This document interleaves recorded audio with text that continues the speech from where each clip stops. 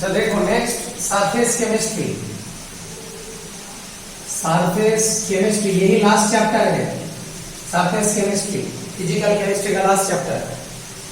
Surface chemistry ये chapter भी उतना इंपॉर्टेंट नहीं है, सॉल्यूशन चैप्टर भी इंपॉर्टेंट नहीं है, सिर्फ एक क्वेश्चन आता है यार, ये चैप्टर से भी एक क्वेश्चन आएगा, सॉल्यूशन से भी एक क्वेश्चन आएगा। सबसे इंपॉर्टेंट चैप्टर है इक्विलिब्रियम, इलेक्ट्रोकेमिस्ट्री, थर्मोडायनेमिक्स, ये तीन चैप्टर। इक्विलिब्रियम, थर्मोडायनेमिक्स और इलेक्ट्रोकेमिस्ट्री, सबसे ज्यादा क्वेश्चन वहां से आएगा। ये चैप्टर से भी एक ही क्वेश्चन आता है। सरफेस केमिस्ट्री क्या है? ये केमिस्ट्री, केमिस्ट्री इन्वॉल्विंग सरफेस। तो दो टाइप का प्रोसेस है यहां पर, एब्जॉर्प्शन और एक प्रोसेस होता है एडजॉर्प्शन। तो यहां पर कौन सा टॉपिक हम लोग पढ़ेंगे? ये वाला टॉपिक नहीं पढ़ेंगे, ये वाला टॉपिक पढ़ेंगे, एडजॉर्प्शन। इसका मीनिंग क्या है? जैसे ये एक बॉडी है और यहां पर देखो पार्टिकल एक्युमुलेट हुआ है।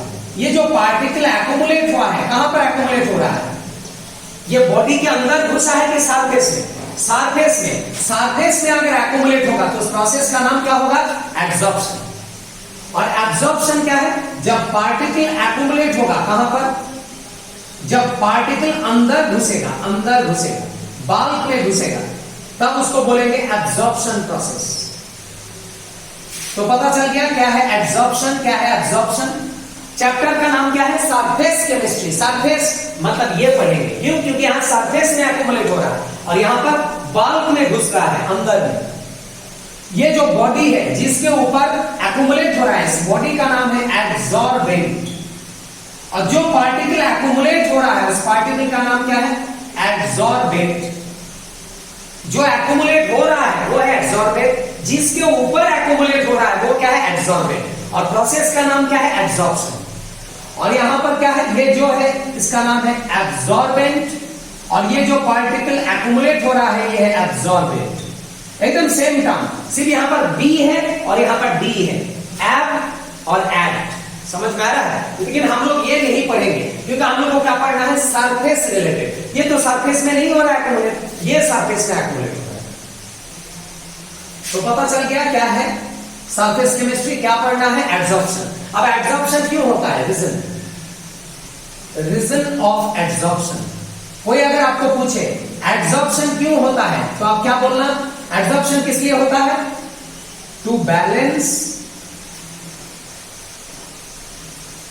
ऐसे भी लिख सकते हो, to convert unbalanced force into balanced force. Unbalance force को बैलेंस फोर्स में कन्वर्ट करने के लिए एब्जॉर्प्शन होता है। अब कैसे ये अनबैलेंस को बैलेंस करता है? देखो, जैसे ये एक बॉडी है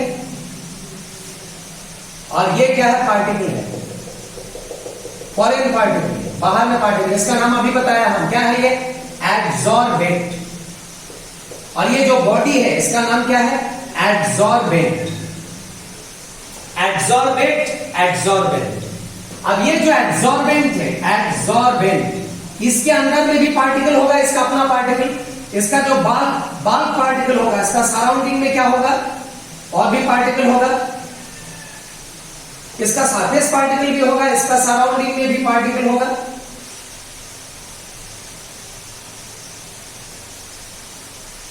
तो हमने दो पार्टिकल चूज किया, एक पार्टिकल बाल्क में लिया और एक पार्टिकल सरफेस में लिया। ये जो बाल्क पार्टिकल है, बाल्क पार्टिकल, इसका क्या है? Balanced force. बैलेंस क्यों है? इधर भी अट्रैक्शन, इधर भी अट्रैक्शन, इधर भी है, इधर भी है, बैलेंस फोर्स। लेकिन ये जो सरफेस पार्टिकल है इसका क्या है? With unbalance force. Unbalance force, क्योंकि देखो इधर खींच रहा है, इधर खींच रहा है, इधर खींच रहा है, ऊपर में खींचने वाला कोई नहीं है, लेकिन इसका चारों तरफ खींचने वाला आदमी है, बैलेंस। जैसे मुझे इधर से खींचेगा, इधर से खींचेगा तो क्या होगा? बैलेंस। अगर एक तरफ से खींचेगा तो मेरा बॉडी क्या हो जाएगा? अनबैलेंस। तो बात वही है। तो देखो ये क्या है? बिफोर एब्जॉर्प्शन, अभी तक ये पार्टिकल एक्युमुलेट नहीं हुआ है, अब एब्जॉर्प्शन हो जाएगा तो क्या होगा? क्या हो जाएगा? देखो यहां पर पार्टिकल अब एक्युमुलेट हो गया, सरफेस में एक्युमुलेशन हो गया, तो क्या प्रोसेस हो गया? एब्जॉर्प्शन हो गया। तो एब्जॉर्प्शन के बाद क्या होगा? एड्सॉर्बेंट और एड्सॉर्बेट का क्या हो गया? देखो ये जो सरफेस पार्टिकल था एड्सॉर्बेंट का, इसका क्या था? अनबैलेंस फोर्स था, अनबैलेंस। इसका अनबैलेंस फोर्स था ना, सिर्फ डाउनवर्ड पुल था। अभी देखो इसके साथ क्या होगा? इसका अट्रैक्शन स्टार्ट हो गया कि नहीं हो गया? ये सरफेस पार्टिकल के साथ भी अब इंटरेक्ट करने लगा। अब बताओ ये पार्टिकल का क्या हो गया? क्या हो गया अभी? Balance force. अब बैलेंस फोर्स हो गया। पहले क्या था? With unbalance force. ऊपर में पार्टिकल नहीं था, अभी ऊपर में पार्टिकल आ गया तो बैलेंस हो गया। और बैलेंस हो जाने का मतलब क्या हो गया? स्टेबिलिटी मिल गया, स्टेबल हो गया। पहले क्या था? अनस्टेबल। तो आपको पता चल गया। हम पहले ही बताए थे दुनिया में क्या होता है, दुनिया में वही होता है जो होने के बाद क्या मिलता है? स्टेबिलिटी। स्टेबिलिटी के लिए सब कुछ होता है दुनिया में, सबको चाहिए स्टेबिलिटी। तो ये हो गया एब्जॉर्प्शन का रीजन। आप बताएंगे थर्मोडायनेमिक कंडीशन। थर्मोडायनेमिक मतलब थर्मोडायनेमिक्स चैप्टर आएगा। Thermodynamic condition for spontaneous absorption. Spontaneous absorption का thermodynamic condition. Spontaneous absorption, spontaneous का मतलब क्या बताए थे? Fast. Fast in which direction? Forward. Forward में फास्ट करना है। हम लोग का एम क्या है? ऑलवेज फॉरवर्ड में जाना है। तो देखो यहां पर एब्जॉर्प्शन हम लेंगे यहां पर स्पॉन्टेनियस एब्जॉर्प्शन। किसका absorption? Absorption of gas on solid. यही आप लोगों का सिलेबस है, गैस ऑन सॉलिड। ऐसे लिक्विड ऑन सॉलिड भी होता है, लेकिन हम लोग गैस ऑन सॉलिड लेंगे। तो देखो यहां पर ये पार्टिकल है, क्या पार्टिकल है? ये गैस पार्टिकल जो मेरा क्या है? एड्सॉर्बेट। Adsorbate gas. और ये क्या है? Solid body. ये क्या है? Solid body, solid. कौन है ये? एड्सॉर्बेंट। तो बताओ कौन किसके ऊपर एब्जॉर्ब हो रहा है? सॉलिड ऑन गैस की gas on solid? Gas on solid, वही तो हेडिंग है मेरा, गैस ऑन सॉलिड। तो गैस सॉलिड के ऊपर एब्जॉर्ब हो रहा है। तो ये क्या है मेरा? बिफोर एब्जॉर्प्शन, मतलब अभी तक एब्जॉर्प्शन नहीं हुआ है, बिफोर एब्जॉर्प्शन। अब एब्जॉर्प्शन होगा। एब्जॉर्प्शन होने से क्या हो जाएगा? देखो अब एब्जॉर्प्शन हो गया, पार्टिकल सरफेस में आ गया। पार्टिकल अब सरफेस में आ गया। ये जो गैस पार्टिकल था ये एक्यूमुलेट हो गया सरफेस में। गैस पार्टिकल सॉलिड बॉडी में एक्यूमुलेट हो गया। तो ये क्या है? After absorption. एब्जॉर्प्शन के बाद। तो बताओ मुझे ये क्या है? आपका इनिशियल स्टेप। ये क्या है? Final step. ये क्या है? प्रेजेंट। ये क्या है? फ्यूचर। तो बताओ इनिशियली एंट्रोपी और फाइनली एंट्रोपी क्या होगा? एंट्रोपी क्या था? Measure of randomness. कहां रैंडमनेस ज्यादा है? जहां पर गैस अटैच हो गया कि गैस फ्री है। यहां पर गैस पार्टिकल क्या है? फ्री। यहां पर गैस पार्टिकल क्या हो गया? बिजी, सॉलिड के साथ बिजी। तो कहां पर मूवमेंट ज्यादा होगा? जहां बिजी है कि फ्री? फ्री। यहां पर क्या होगा? Maximum movement. मतलब इनिशियल एंट्रोपी क्या था? मैक्सिमम। फाइनल एंट्रोपी क्या है? मिनिमम। मतलब चेंज इन एंट्रोपी क्या होगा? Final minus initial, minimum minus maximum. मतलब चेंज इन एंट्रोपी क्या होगा? नेगेटिव। निकल गया मेरा डेल्टा एस। डेल्टा एस क्या है? नेगेटिव। तो पता चल गया जब गैस सॉलिड के ऊपर एब्जॉर्ब होगा चेंज इन एंट्रोपी नेगेटिव होगा। अभी हम लोग का एम क्या है? हम लोगों का एम क्या है? डेल्टा जी किसी भी हाल में क्या करना है? नेगेटिव। बताए थे हम थर्मोडायनेमिक्स में, अगर प्रोसेस को स्पॉन्टेनियस करना है डेल्टा जी क्या होगा? नेगेटिव। ऑलवेज, ऑलवेज नेगेटिव होगा फॉर स्पॉन्टेनियस प्रोसेस। अब बताओ अगर डेल्टा जी नेगेटिव करना है तो डेल्टा एच क्या होना है? थर्मोडायनेमिक्स में था कि नहीं था ये एक्सप्रेशन? तो डेल्टा जी को क्या करना है? नेगेटिव। डेल्टा एच को क्या करना है? डेल्टा एस क्या है? डेल्टा एस ऑलरेडी क्या है? ऑलरेडी डेल्टा एस ऑलरेडी क्या है? नेगेटिव। ऑलरेडी नेगेटिव निकाल के रखा है। तो बताओ डेल्टा एच क्या पुट करना है? ये नेगेटिव नेगेटिव क्या हो जाएगा? पॉजिटिव। और डेल्टा जी क्या करना है? ओवरऑल में डेल्टा जी किसी भी हाल में क्या करना है? नेगेटिव करना है। तो बताओ डेल्टा जी अगर नेगेटिव करना है डेल्टा एच क्या करना है? ये हमने खुद से किया नेगेटिव। ये पहले से ही था, ये खुद से किया नेगेटिव नेगेटिव, और सिर्फ नेगेटिव करने से नहीं होगा, ये वाला वैल्यू को ज्यादा भी होना है, पॉजिटिव से नेगेटिव वैल्यू ज्यादा होगा तभी ओवरऑल में क्या आएगा, नेगेटिव आएगा। तो मिल गया मुझे कंडीशन। अगर स्पॉन्टेनियस होना है तो डेल्टा जी क्या होना है, नेगेटिव, डेल्टा एच क्या होना है, नेगेटिव, डेल्टा एस क्या होगा, नेगेटिव, और कौन सा क्वांटिटी ज्यादा होगा, delta H, T delta S में कौन ज्यादा होगा, delta H is greater than T delta S. ये हो गया कंडीशन फॉर स्पॉन्टेनियस एड्सॉर्प्शन। किसका एड्सॉर्प्शन, गैस, किसके ऊपर, सॉलिड के ऊपर। इसके लिए डेल्टा जी क्या होगा, नेगेटिव, डेल्टा एच क्या होगा, नेगेटिव, डेल्टा एस क्या होगा, नेगेटिव, और कौन ज्यादा होगा, delta H greater than T delta S. मतलब टेम्परेचर क्या होगा, लो, और डेल्टा एच क्या होगा, हाई। और डेल्टा एच नेगेटिव का मतलब क्या प्रोसेस होना पड़ेगा, एक्सोथर्मिक। और ये पहले ही बताए थे हम, कहां पर, थर्मोडायनेमिक्स में, कि एक्सोथर्मिक प्रोसेस तभी होता है स्पॉन्टेनियस जब टेम्परेचर हाई की लो होता है, लो। घर जाके देखो, कॉपी खोल के जहां पर नोट किया है थर्मोडायनेमिक्स का, वहां पर बताए थे हम, प्रीवियस वीडियो देख लेना था। तो ये हो गया कंडीशन फॉर स्पॉन्टेनियस एब्जॉर्प्शन, आते ही रहता है एग्जाम में।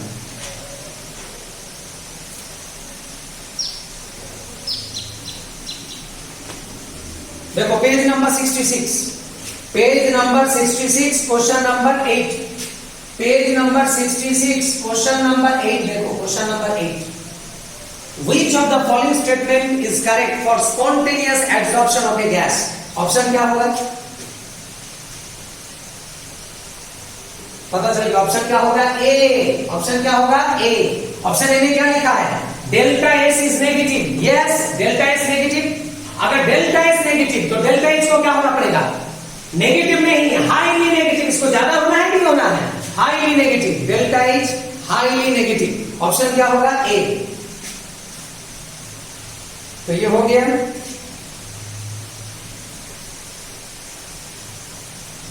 तो स्पॉन्टेनियस एब्जॉर्प्शन का कंडीशन मिल गया। तो आपको एक चीज पता चल गया, क्या पता चल गया, एब्जॉर्प्शन प्रोसेस तभी होगा जब वो एंडो एक्सो होगा, एक्सो होगा तभी तो होगा ना स्पॉन्टेनियस। और एक्सोथर्मिक प्रोसेस कब होता है, fast, at high low temperature, low temperature.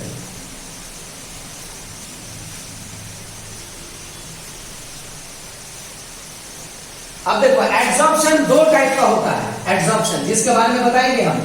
Absorption further दो टाइप का होता है, एक होता है फिजिजॉर्प्शन और एक होता है केमिजॉर्प्शन। क्या है फिजिजॉर्प्शन, जिसको बोलते हैं फिजिकल एब्जॉर्प्शन। केमिजॉर्प्शन क्या है, जिसको बोलते हैं केमिकल एब्जॉर्प्शन। तो एब्जॉर्प्शन दोनों ही है, ये क्या है एब्जॉर्प्शन, ये भी क्या है एब्जॉर्प्शन। और अभी बताया एब्जॉर्प्शन कब होगा, फास्ट। एब्जॉर्प्शन कब होगा, फास्ट, जब वो क्या होगा, और अभी तो बताया एब्जॉर्प्शन कब होता है, स्पॉन्टेनियस, जब वो क्या प्रोसेस होता है, एक्सोथर्मिक। तो ये भी एक्सोथर्मिक है, ये भी एक्सोथर्मिक है। दोनों में डिफरेंस क्या है वो बाद में बताएंगे हम। ये भी एक्सोथर्मिक, ये भी एक्सोथर्मिक, क्योंकि ये क्या है, अरे ये क्या है एब्जॉर्प्शन, ये क्या है एब्जॉर्प्शन। और अभी बताया एब्जॉर्प्शन कब होता है, स्पॉन्टेनियस, जब वो क्या होता है, एक्सो। और एक्सोथर्मिक प्रोसेस कब होता है, फास्ट, एट हाई की लो टेम्परेचर, लो टेम्परेचर। अभी बताया कि नहीं बताया, टेम्परेचर लो। इसको देख के बताओ क्वेश्चन नंबर 20 क्या होगा। क्वेश्चन नंबर 20 पेज नंबर 67 क्या होगा, क्या लिखा है, रेट ऑफ फिजिजॉर्प्शन। फिजिजॉर्प्शन का रेट कब इंक्रीज होगा, फिजिजॉर्प्शन कब इंक्रीज होगा, जब टेम्परेचर क्या होगा, लो होगा, मतलब डिक्रीज होगा। ऑप्शन क्या होगा, ए, डिक्रीज इन टेम्परेचर। मिल गया। बस अब ये दोनों में डिफरेंस बताएंगे, फिजिजॉर्प्शन और केमिजॉर्प्शन।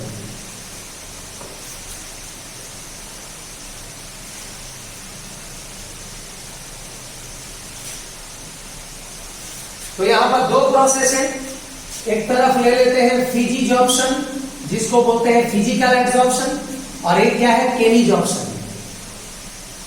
फिजिजॉर्प्शन, केमिजॉर्प्शन, तो दोनों ही क्या है कि बताया हम, एब्जॉर्प्शन। तो यहां पर क्या होता है, यहां पर एब्जॉर्बेंट होता है, एब्जॉर्बेंट, और एक्युमुलेट होता है एब्जॉर्बेंट। ये क्या है? एड्सॉर्बेंट। ये जो एड्सॉर्बेंट और एड्सॉर्बेंट, ये दोनों के बीच में क्या है? अच्छा, ये एक्यूमुलेट क्यों हो रहा है? बिकॉज इसके साथ इसका क्या है? अट्रैक्शन। अट्रैक्शन होगा तभी तो होगा ना क्लोज। तो ये जो अट्रैक्शन है, ये क्या है? वीक। ये उतना स्ट्रॉन्ग नहीं है, वीक अट्रैक्शन। और ये क्या है? यहां पर जो एड्सॉर्बेंट और एड्सॉर्बेंट का इंटरेक्शन है, ये क्या है? दोनों के बीच में स्ट्रॉन्ग अट्रैक्शन। और अट्रैक्शन का मतलब क्या बताए थे? अट्रैक्शन का मतलब बताए थे हम स्टेबिलिटी। स्टेबिलिटी ज्यादा होगा अगर अट्रैक्शन ज्यादा होगा, और जितना स्टेबिलिटी आएगा उतना क्या होगा? एक्सोथर्मिक होगा। दुनिया में फास्ट प्रोसेस क्या होता है? एक्सो, फास्ट। और फास्ट कब होता है? जब प्रोडक्ट क्या मिलता है? स्टेबल। स्टेबल प्रोडक्ट होने से एक्सोथर्मिक। तो देखो, ये भी क्या है? अट्रैक्शन। ये भी क्या है? अट्रैक्शन। लेकिन यहां अट्रैक्शन क्या है? वीक। इसीलिए इसको क्या बोलेंगे हम? Less exothermic. ये प्रोसेस होगा लेस एक्सोथर्मिक, और ये क्या प्रोसेस होगा? मोर एक्सोथर्मिक। मुझे पता है फिर भी मैक्सिमम स्टूडेंट को समझ में आया नहीं होगा। देखो यहां पर एड्सॉर्बेंट और एड्सॉर्बेंट, ये दोनों के बीच में क्या है? दोनों के बीच में क्या है? स्ट्रॉन्ग अट्रैक्शन की वीक अट्रैक्शन? Weak attraction. दोनों के बीच में क्या है? Weak attraction. और यहां पर क्या है? एड्सॉर्बेंट और एड्सॉर्बेंट के बीच में क्या है? Strong attraction. अब मुझे बताओ कौन सा प्रोसेस ज्यादा फास्ट? अरे स्टेबिलिटी कहां ज्यादा? जहां पर वीक अट्रैक्शन की स्ट्रॉन्ग अट्रैक्शन। अरे अट्रैक्शन का मतलब ही क्या है? स्टेबिलिटी। तो ये क्या है? More stable. Strong attraction more stable, weak attraction not more stable, stable. तो ये स्टेबल है, ये मोर स्टेबल है। बताओ कौन सा प्रोसेस फास्ट होगा? ये प्रोसेस फास्ट, और ये प्रोसेस फास्ट नहीं, फास्टेस्ट। ये तो और भी फास्ट होगा क्योंकि स्टेबिलिटी यहां पर ज्यादा है। और हम बताए थे जितना फास्ट प्रोसेस उतना क्या है? एक्सोथर्मिक। ये क्या है? मोर एक्सो। ये क्या है? लेस एक्सो। तो ये सब बताए थे केमिकल बॉन्डिंग में, थर्मोडायनेमिक्स में भी बताया। जो भी है, ये लेस एक्सोथर्मिक मतलब हीट कम निकलेगा क्योंकि थोड़ा स्लो है, और ये ज्यादा फास्ट है मतलब क्या है? हीट ज्यादा निकलेगा, मोर एक्सोथर्मिक। इसका जो एंथैल्पी चेंज है उसका value around 10 to -40 kilo joule per mole के आसपास होता है। माइनस क्यों दिया? अरे अभी तो बताया थोड़ी देर पहले क्या प्रोसेस है? एंडो एक्सो। एक्सो मतलब हीट क्या होगा? रिलीज, इसीलिए नेगेटिव साइन। तो यहां कितना रिलीज होता है? एक्सो मतलब हीट क्या है? रिलीज होगा। कितना रिलीज होता है? 10 to 40, नॉट माइनस। माइनस मत बोलना, रिलीज वर्ड जब आएगा तब नेगेटिव नहीं बोलना है। 10 to 40 कितना हीट है? -10 to 40। कितना रिलीज हीट है?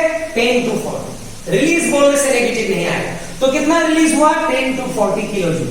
और यहां पर एंथैल्पी चेंज क्या है? यहां पर enthalpy change -80 to -400 kilo joule के आसपास होता है। तो बताओ यहां पर कितना रिलीज हीट है?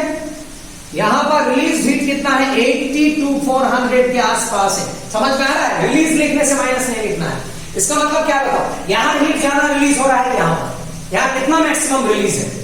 यहां कितना मैक्सिमम रिलीज है? ओनली 40। यहां कितना रिलीज है? 400। यहां सबसे ज्यादा रिलीज है, इसीलिए तो लिखा है मोर एक्सो। मोर एक्सो। बस ये हो गया नेक्स्ट पॉइंट। तो पता चल गया। अब देखो रीजन बताएंगे। ये वीक अट्रैक्शन और ये क्या है? स्ट्रॉन्ग।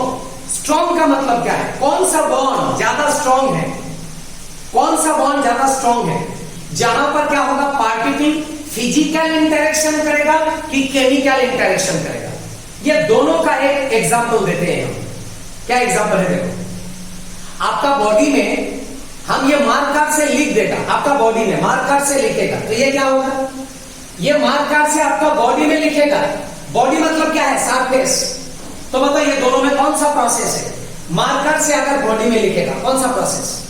फिजिकल एब्जॉर्प्शन, ये वाला प्रोसेस। लेकिन अगर स्किन में आपका टैटू करेंगे हम, टैटू, तो वो क्या प्रोसेस होगा? वो क्या होगा? केमिसॉर्प्शन। टैटू जल्दी नहीं हटेगा, स्ट्रॉन्ग अट्रैक्शन। वो केमिकल एकदम घुस जाएगा, केमिकल रिएक्शन करेगा। समझ में आ रहा है?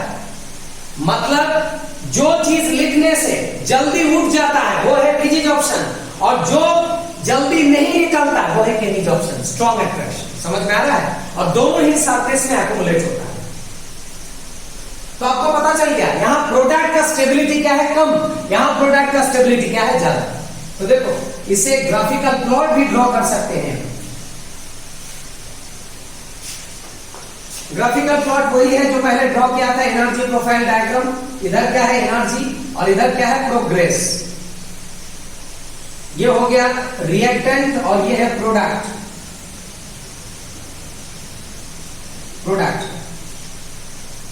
तो ये हो गया रिएक्टेंट और प्रोडक्ट का एनर्जी, और ये है माउंटेन।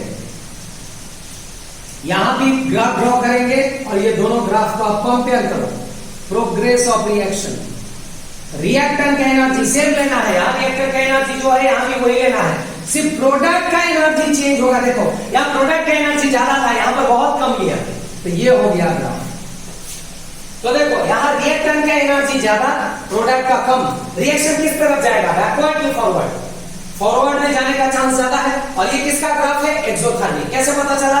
एनर्जी ऑफ रिएक्टेंट ज्यादा, प्रोडक्ट का एनर्जी कम, मतलब एनर्जी क्या हो रहा है, डिक्रीज, ज्यादा से कम। और एनर्जी कब डिक्रीज होता है, जब एनर्जी रिलीज होता है, एक्सोथर्मिक। यहां भी सेम हो रहा है, हाई एनर्जी से लो एनर्जी रिलीज, एक्सोथर्मिक। लेकिन यहां पर जो चेंज इन एनर्जी है, चेंज इन एनर्जी हाई और लो के बीच में जो डिफरेंस है वो क्या है, कम। और यहां पर हाई और लो के बीच में गैप क्या है, बहुत ज्यादा। तो ये क्या है, लेस एक्सोथर्मिक।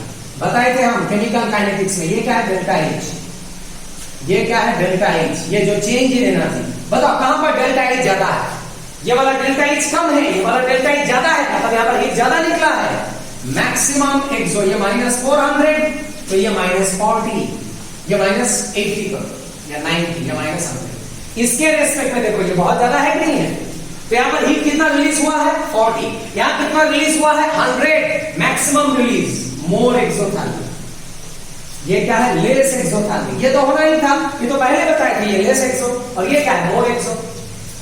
अब एक चीज नोटिस करो, वो क्या है, यहां पर जो ग्राफ ड्रॉ किया है, यहां पर जो ग्राफ ड्रॉ किया है, इधर जाना इजी है और इधर जाना थोड़ा डिफिकल्ट, क्योंकि इसके रेस्पेक्ट में ये एनर्जी था। लेकिन यहां पर क्या है, इधर जाना बहुत इजी, बहुत इजी, लेकिन बैकवर्ड में जाना बहुत डिफिकल्ट, ये ह्यूज गैप है। तो ये प्रोसेस क्या होता है, दोनों तरफ जाता है, क्योंकि ज्यादा डिफरेंस नहीं है। लेकिन ये प्रोसेस सिर्फ एक ही तरफ जाएगा, goes only in one direction. ये वाला डायरेक्शन बहुत क्या है, एनर्जी बैरियर ज्यादा है, और ये दोनों तरफ जाता है। इसका मतलब ये क्या हो गया, रिवर्सिबल प्रोसेस, दोनों तरफ जाएगा ये, रिवर्सिबल, फॉरवर्ड बैकवर्ड, क्योंकि गैप ऑलमोस्ट सेम। लेकिन ये सिर्फ फॉरवर्ड में जाएगा, बैकवर्ड में huge gap, irreversible process, irreversible process. और लास्ट पॉइंट क्या लिखेंगे, फिजिक्स ऑप्शन क्या होता है, मल्टी लेयर एब्जॉर्प्शन। अलग अलग लेयर में ये एब्जॉर्प्शन होता है, मल्टी लेयर एब्जॉर्प्शन। लेकिन केमिकल प्रोसेस सिंगल लेयर में हो जाता है, यूनिलेयर, यूनि मतलब वन, यूनिलेयर एब्जॉर्प्शन। एब्जॉर्प्शन एक सिंगल लेयर में हो जाता है और ये मल्टी लेयर में होता है, क्योंकि यहां कोई केमिकल रिएक्शन नहीं है, अलग अलग लेयर। और केमिकल प्रोसेस क्या है, जैसे मिलेगा रिएक्टेंट वैसे रिएक्शन स्टार्ट, एक सिंगल लेयर में स्टार्ट हो जाएगा, यूनिलेयर। बस ये कुछ पॉइंट्स था, दोनों का डिफरेंस खत्म हो गया।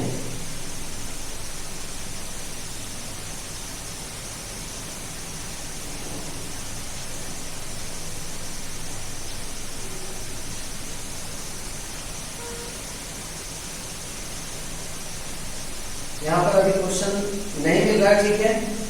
अब इसके बाद हम नेक्स्ट बताएंगे, ये जो एब्जॉर्प्शन टॉपिक चल रहा है इसके ऊपर क्या है, एक एक्सप्रेशन आएगा जो आप लोग एनसीईआरटी में था। सबसे पहले बताएंगे क्या है एब्जॉर्प्शन आइसोथर्म। आइसोथर्म का मतलब क्या है, आइसोथर्म मतलब जहां पर टेम्परेचर क्या होगा, कांस्टेंट। बताए थे ना थर्मोडायनेमिक्स में, आइसोथर्मल, एडियाबैटिक, आइसोबारिक, वही है आइसोथर्म, टेम्परेचर कांस्टेंट। तो देखो यहां पर ये क्या है, एब्जॉर्बेंट। और ये जो पार्टिकल एक्युमुलेट हो रहा है ये कौन है, एब्जॉर्बेट। यहां पर एम क्या है, मास ऑफ एड्सॉर्बेंट, और एक्स क्या है, मास ऑफ एड्सॉर्बेंट। ये एज्यूम किया हमने, तो ये जो एक्स बाई एम है इसको क्या बोलते हैं, extent of adsorption. Extent of adsorption.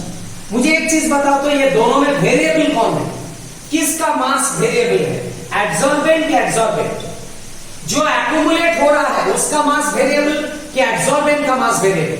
Adsorbent always constant, ये बॉडी ऑलवेज कांस्टेंट। ये जो एक्यूमुलेट हो रहा है इसका मास क्या होगा, वैरी होगा। मतलब एक्स क्या है, वैरी करेगा, एम क्या है, कांस्टेंट। ये किसका मास है, एड्सॉर्बेंट एक्स, और एम क्या है, एड्सॉर्बेंट का मास।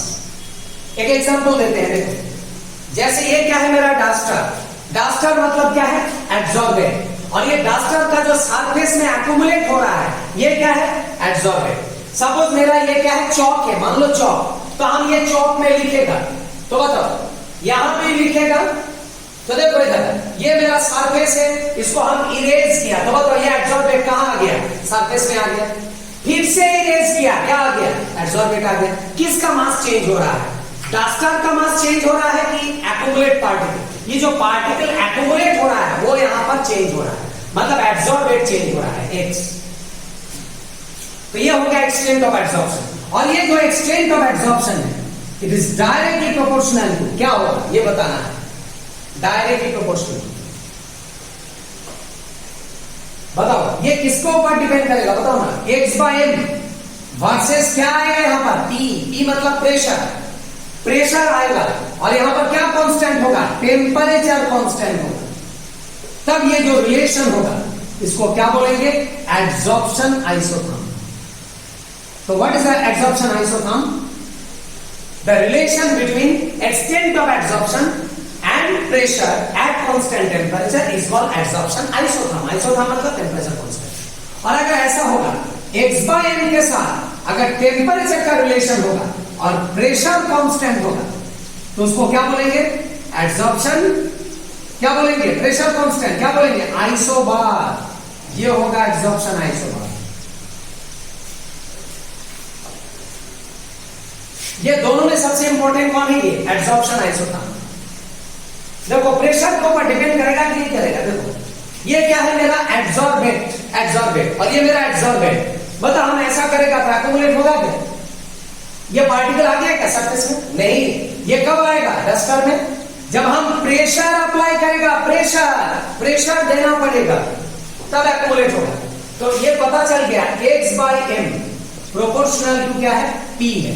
प्रेशर ज्यादा होगा, एक्यूमुलेशन ज्यादा होगा। समझ में आ रहा कि नहीं आ रहा? देखो ये है, ऐसे करने से क्या होगा, एड्सॉर्प्शन होगा कि नहीं होगा? नहीं होगा। कब होगा, जब प्रेशर देगा। कितना प्रेशर, कम देना है कि ज्यादा? ज्यादा देना है, तभी तो जल्दी होगा ना accumulate. Maximum pressure, maximum extent of adsorption. कौन ज्यादा होगा, एम की एक्स, एक्स ज्यादा होगा। एक्स मतलब ये चौक पार्टिकल ज्यादा होगा जो एक्यूमुलेट हो रहा है। अब करेक्ट फॉर्मूला कौन सा होगा, proportional to p, proportional to p. बताओ ये तीनों में कौन सा रिलेशन करेक्ट होगा, पी टू द पावर 0 कि p to the power fraction कि पी टू द पावर 1? ये तीनों में कौन सा रिलेशन करेक्ट है ये बताना है।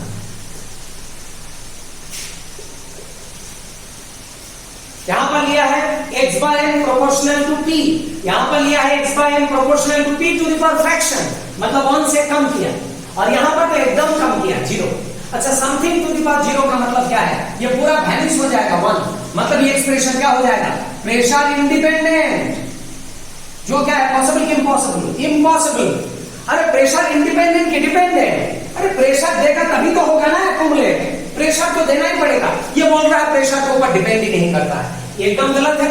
और ये क्या इंडिकेट कर रहा है, ये इंडिकेट कर रहा है प्रेशर बढ़ाते रहो एक्स बढ़ते रहेगा, ये भी गलत है।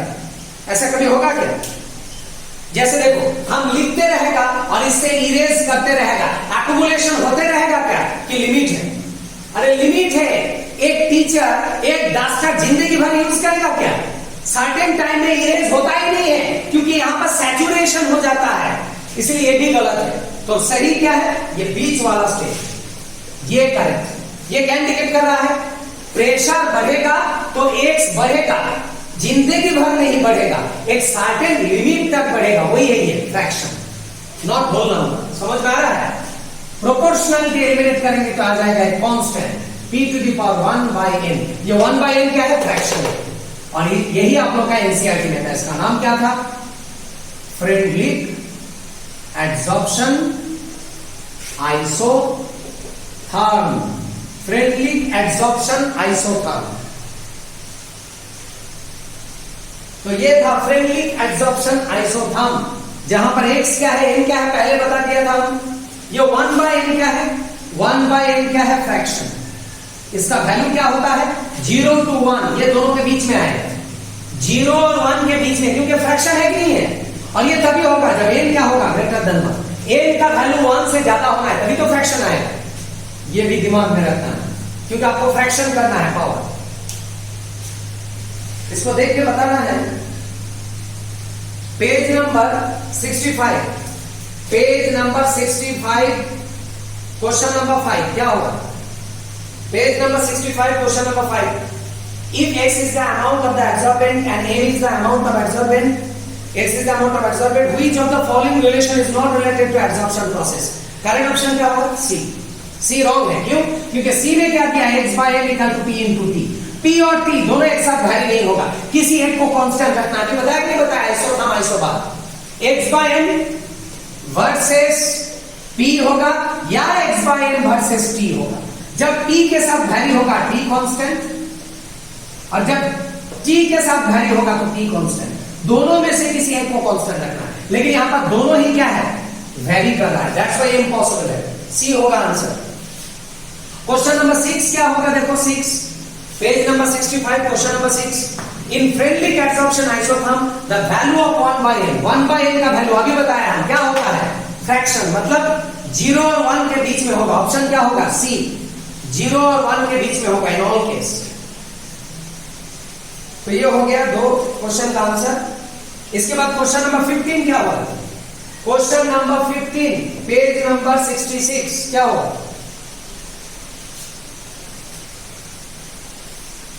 क्या होगा question number 15? According to Freundlich adsorption isotherm which of the following is correct? Option क्या होगा? सी। बहुत सिंपल है, x by m p to the power 1 by n proportional. तो मिल गया फ्रेडरिक एडसॉर्प्शन आइसोथर्म। एक्सप्रेशन क्या है? अभी बताया हम, x by m is equal to k p to the power 1 by n। और ये क्या है? p to the power fraction. अच्छा, something to the power fraction. अच्छा, इसको कैलकुलेट करना इजी कि difficult? Difficult. 2 to the power 0.1 पता नहीं ये वैल्यू कितना है। जब पावर का वैल्यू सॉल्व करना डिफिकल्ट होता है, साइड में क्या लेते हैं? लॉग। लॉग लेने से ये वैल्यू साइड में आ जाता है, इसीलिए हम लोग क्या लेंगे यहां पर? Log. Taking logarithm on both sides, दोनों साइड में लॉग लेंगे तो क्या आएगा? log 10 base x by m, log 10 base p to the power 1 by n into k, ये आ जाएगा। तो दोनों तरफ log लिया, log लेने के बाद क्या आ जाएगा? log x by m। अच्छा, ये क्या है? log m into n। Formula क्या होगा? log m plus log n, log m plus log n। फिर पावर का वैल्यू साइड में लाएंगे तो क्या आएगा? 1 by n log p plus log k। ये हो गया फ्रेडरिक एडसॉर्प्शन आइसोथर्म का log फॉर्म। क्या वेरिएबल कौन है? ये है वेरिएबल y, ये है वेरिएबल x, ये है मेरा इंटरसेप्ट c, और ये है मेरा slope m। y equal to mx plus c। मिल गया स्ट्रेट लाइन, स्ट्रेट लाइन का इक्वेशन। तो क्या आएगा? Graphical plot y versus x, along y axis कौन है? log 10 base x by m, और यहां पर कौन है? log p। तो ये जो ग्राफिकल प्लॉट होगा क्या होगा? ये ग्राफिकल प्लॉट क्या होगा? स्लोप का वैल्यू क्या है? पॉजिटिव, और इंटरसेप्ट भी है यहां पर, तो स्ट्रेट लाइन ओरिजिन से नहीं जाएगा, ऊपर से जाएगा। पॉजिटिव स्लोप, पॉजिटिव, तो स्ट्रेट लाइन ऊपर से जाएगा। ये क्या इंडिकेट कर रहा है?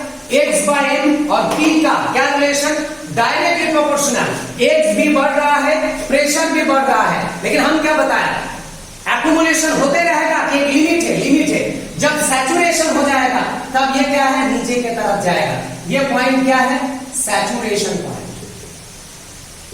एक्यूमुलेशन होते रहेगा, एक लिमिट तक होते रहेगा। जैसे सैचुरेशन पॉइंट में आ जाएगा फिर एक्यूमुलेशन नहीं होगा, नीचे जाएगा और एब्जॉर्प्शन नहीं होगा। तो ये हो गया ग्राफिकल प्लॉट। ये जो वैल्यू है ये है इंटरसेप्ट का वैल्यू। इंटरसेप्ट क्या है, लॉग डेल बेस के, और ये स्ट्रेट लाइन का जो स्लोप है उसका वैल्यू क्या है, उसका वैल्यू है 1/n, पॉजिटिव स्लोप। इसको देख के बताओ। क्वेश्चन नंबर 18 क्या होगा, क्वेश्चन नंबर 18 पेज नंबर 66 क्या होगा, for a linear plot of log x by n versus log b, जो स्लोप का वैल्यू है, कौन सा स्टेटमेंट करेक्ट है वो पूछा है, बताओ करेक्ट ऑप्शन कौन सा है, करेक्ट ऑप्शन कौन सा है, पता चल गया, ऑप्शन होगा सी। अच्छा, स्पेलिंग में मिस्टेक है, स्लोप करना, सोप लिखा है, स्लोप होगा SLOP। स्लोप में कौन आएगा, 1/n आएगा, ऑप्शन सी करेक्ट है। स्पेलिंग को ठीक कर लेना। और एक क्वेश्चन यहां पर सॉल्व करो। क्वेश्चन नंबर 4 क्या होगा, question number 4 page number 65, page number 65 question number 4 क्या होगा, which of the following will, अच्छा क्या लिखा, a plot x by n versus log b for the absorption, give a straight line with slope equal to, बताओ option क्या होगा, ए में है ना स्लोप 1/n, बस यहां तक।